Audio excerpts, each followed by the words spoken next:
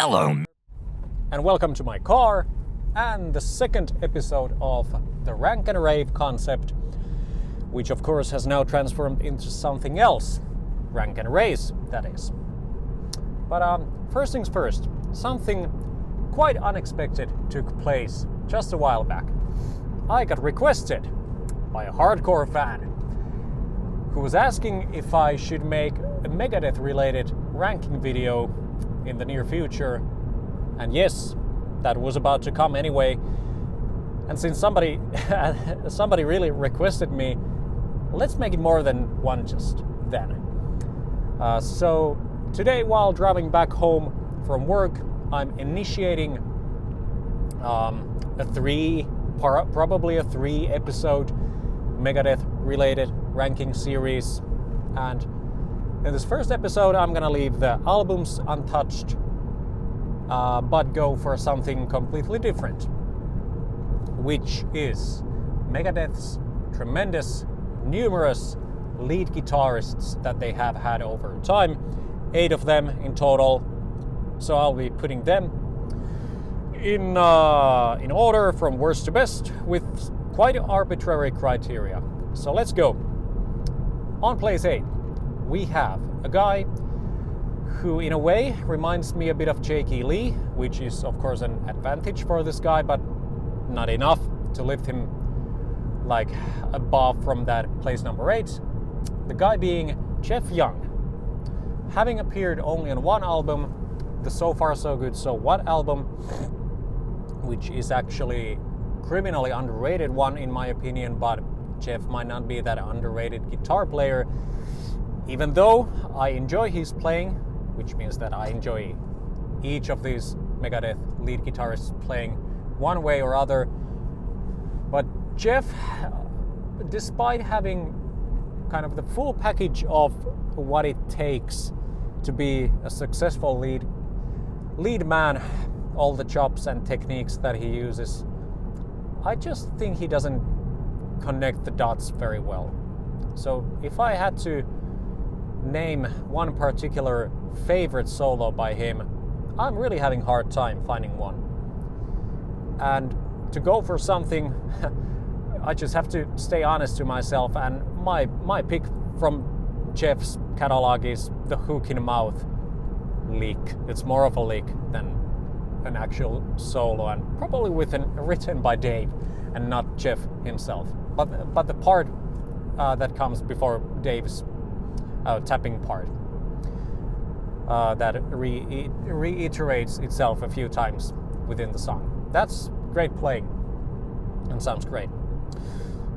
And what is more, I calculated from the 2004 remaster booklets that Dave actually outnumbered Jeff when it comes to the amount of solos. Dave having like 15 and Jeff 11, I guess it was. So I think it should be the other way around. If the guy is labeled as a lead guitarist. Of course, Dave does lead on each of their albums a lot, but you probably got the point. Then, just one step above Jeff, and actually they had quite close battle between themselves. We have a guy who is a bit of a hot take to appear this low on the list. He's an absolute monster on the guitar. Technical abilities go far beyond. But then again, if we think that one criterion for a great lead guitarist is of course that he should be able to write memorable, feel-provoking solos, this guy unfortunately to me lacks that element. And he is, as many people probably already guessed, Chris Broderick. So I remember that those very early days of YouTube, 2008, when he first came to the band, right before the Helsinki show on February 2008. I was among those people who saw Chris's Bet You Can't Play This video on YouTube, and of course I was blown away, like, oh my god, that guy's gonna be in Megadeth, stop the press. But then again, history has proven that unfortunately that is not those mind-blowing, godlike, sweeping, arpeggio tapping, Nintendo sounding, just flawless virtuoso playing. That's not everything that should be there. So definitely there are more crucial things than technical abilities, in my opinion. But to name one by him, it's got to be Head Crusher. Yes, that's what it is. And overall, the Endgame album, Chris's debut with Megadeth, that was a good job by him. But then 13 and Super Collider, as well as the albums themselves in general, not that thought and feel provoking. So enough of Chris, let's move on. And well, a few words of Chris. He appeared on 3 Megadeth albums, but then again was able to lose a battle within this ranking to 3 guys who only appear on 1 album. And of those 1 album wonders, and no, we are not talking about Teemu yet, for God's sake. We have one of them, and that guy in this case is Al Pitrelli on The World Needs a Hero album. So Al's time in Megadeth is known for basically 2 things. First, he wrote a solo that probably hits the top 5 sphere of the Megadeth solo catalog. Dread of the Fugitive Mind, that is. And of course, that is my favorite solo by him. And second, he tends to get quite a lot of crap within the YouTube comment sections of his live performances in at least Tornado of Souls is one, and some other that I can't remember right now. Not that I would be bothered of somebody interpreting some solo in their own way. And in fact, I think that is what people should do, because if I want to listen to the original, I'm just going to listen to the original and the original guy playing that. But if you take your own path with such a milestone like Tornado of Souls,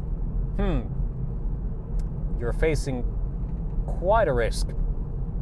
And not that I would hate Al's interpretation of that solo, but many people do. So let's just leave it there. But I like Al. He was more like a traditional heavy / glam oriented guy within this discography or catalog, and definitely stands apart from the other guys with his tone that was very soft in a way. And then which standing are we at right now? Number 5, I guess. Yeah. Another guy appearing only on one album, and the album being a personally very important album for me, because that's the first studio album that I bought from Megadeth right after it was released in 2007, United Abominations being the album, and the player being Glenn Drover. So luckily enough, Glenn was pretty opposite to his brother Sean, who's probably one of the most monotonous drummers out there, at least of the Megadeth drummers. Like, if one drummer sounds like programmed drums, not GarageBand bad, but some DIW programmed drums, it's got to be Sean. But Glenn, he was in a way like at least a lot more unique than Sean. I liked his style. It was very traditional in a way, but then with a modern metal tinge to it. So a lot of fast trem picking and nice tasty bends, and all these he showcases in the Sleepwalker first solo coming after the first chorus. That's my favorite. It could also be the Gears of War melodic solo by him, but I'm gonna choose Sleepwalker. Very short snippet, kind of a bit of a solo, but gets the job done. Really suits the feel of the song. And that is one criterion for a successful lead guitarist, that like in addition to provoking feel, it of course should suit the song in the best possible manner. And yeah, nothing else to say about Glenn. Wish he would have been in the band more than just one album. Then entering the second half of this ranking, and by the way, you probably, if you are watching this, first of all, hats off.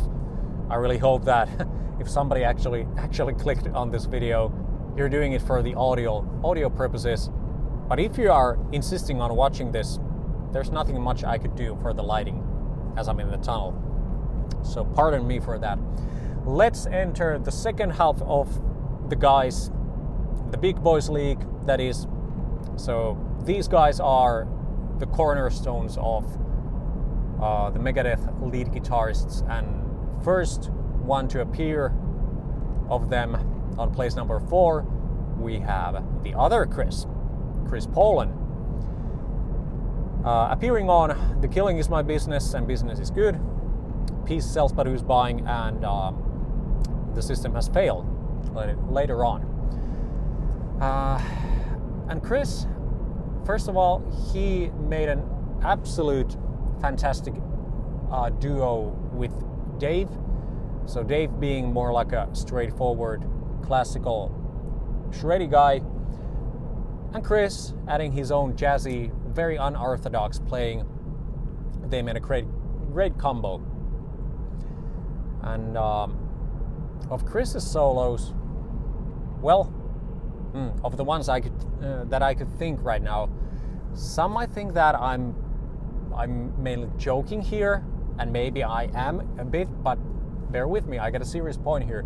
My favorite solo by Chris are the very subtle, very brief, like a licks interfering with Dave singing in Peace Sells. Yes, that's what I'm gonna choose. So Peace Sells, second verse. What is Dave singing there? First line. It's like, what do you mean I hurt your feelings? Didn't know you had any feelings. Yes, that's it. That's what it is. And then Chris goes, wow. So that is some musical comprehension there. Like just a few minutes back, I was talking that what guitarists should do is to suit their solos to fit the song in the best possible manner, and that's a perfect example of that. So instead of doing that with the guitar, Dave could have just as well sang, or just like mention that wah wah wah. So that's the message, the part in the song is trying to get through, at least to me. But of course, it's a lot cooler if somebody does that with an instrument. So yes, applause, Mr. Poland. That was sheer perfection of solo writing there. It doesn't just have to be like 2 minutes of mindless nonsense like virtuoso shredding. So one legendary Swedish neoclassical guitar virtuoso, whose name I really cannot remember right now, once said that more is more, but sometimes less can be more. And then on to the top 3. And let's get over with the most evident. Marty Friedman, like no question, he deserves the number 1 spot. So let's just put that out at this point already, because everybody probably knew it would get to this. So briefly about Marty, if you appeared on all the legendary albums and the most classic era of Megadeth and wrote all the most memorable solos that everybody is desperately trying to cover including me with my poor performance of Lucretia, well, that's pretty undeniable. You are number one. And a great player in general, not just within this Megadeth sphere, but very diverse guy. And speaking of diversity, if you have kind of a tendency to skip the Risk album, I suggest you don't do that the next time and pay attention to Marty's playing there. So that of course is like the other side of the coin of Marty's guitar essence. So he can be more than just metal shreddy legend. So great playing by Marty on that album. But then the actual debate and excitement here is that whether I'm gonna put Kiko or Teemu number 2 above the other one. And of course, one might think that, okay, I'm a Finn, I'm gonna put Teemu number 2, but actually, I'm not gonna do that. So my gut feel right now tells me that Kiko is just slight bit above Teemu. So first of Teemu, of course, he only has had only one chance, one album to convince me, and he really did. He's just flawless. That's the word that best describes him. He's nowhere near. He's not robotic to any extent like Chris, but then in a way, is he a bit too immortal? Like I said, he is flawless. So if I compare him to Kiko, there is just like the tiny bit of imperfection that I like of Kiko. Yeah, that's probably the best I can put it. So Teemu just amazing playing, amazing like rich with feel solos. My favorite one probably being the I Don't Care solos, both of them, or are there more than two? I'm not sure. But anyway, yeah, if Teemu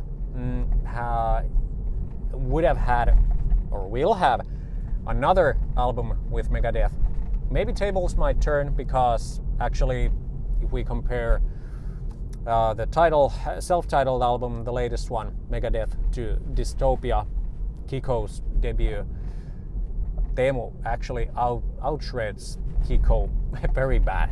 So to Kiko's advantage, he had the second opportunity, the second album to write, and what flawless work that was. So Kiko definitely carried the Sick, the Dying and the Dead album. So I could easily listen to that album thoroughly only because of Kiko's solos. So plenty of them which are among my all-time favorites of Megadeth solo catalog. And first, of course, Kiko impressed me with his live presence. So not just copycatting and trying to imitate the legendary stuff, but to the appropriate extent, adding his own unique touch to those solos. And maybe he probably has a bit more diverse package of tricks to pull out of than Teemu. I don't know. In the Dystopia album, he did a lot of those bossa nova and hybrid picking things. But then again, in Dystopia, I think he has probably some difficulty trying to adapt into the Megadeth style, or like kind of absorb his own style into the Megadeth style and combine them. But on the Sick, the Dying and the Dead, he definitely nailed that part. And of those solos, it's either the Sick, the Dying and the Dead, that is my favorite, which I also have tried my best to not completely destroy covering that, or maybe it is the We'll Be Back ending solo. Once again, very short lick like solo, but man, that is some unorthodox whammy bar dissonance, whatever elements are there. But that's what I mean. If I'm if I'm one day to hear yet another Megadeth album with Kiko or Teemu playing there, if it were a Kiko, I could be expecting like a bit more diverse tricks to appear. So that seals the debate within these two. Alright, thanks for watching or listening or both. And like I said, something more is about to come about Megadeth. So I'll see ya.